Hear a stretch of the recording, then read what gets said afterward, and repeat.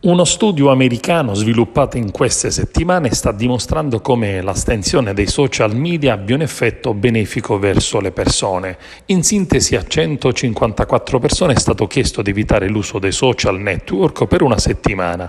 A tutti gli altri il gruppo di controllo è stato invece suggerito di continuare a utilizzare i social network come sempre. Dopo 7 giorni i ricercatori hanno osservato una differenza sostanziale nei livelli di benessere tra coloro che avevano abbandonato i social o lo avevano diminuito sensibilmente e chi invece ha continuato a utilizzare le app. I risultati sono stati verificati tenendo conto anche di fattori indipendenti come età e genere degli individui studiati. Lo studio, continuano i ricercatori americani, conferma l'effetto positivo dell'astensione dei social network. Una settimana di digiuno da Instagram, Facebook, Twitter e TikTok, secondo la ricerca, è sufficiente a migliorare i livelli di benessere psicologico e mitigare ansia e depressione.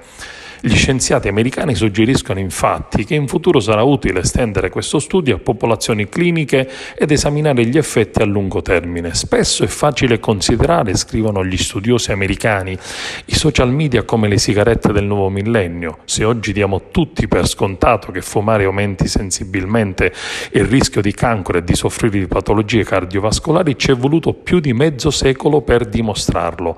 Nel caso dei social media siamo purtroppo ancora all'inizio, ritenendo i social come un elemento inevitabile e indispensabile della nostra quotidianità.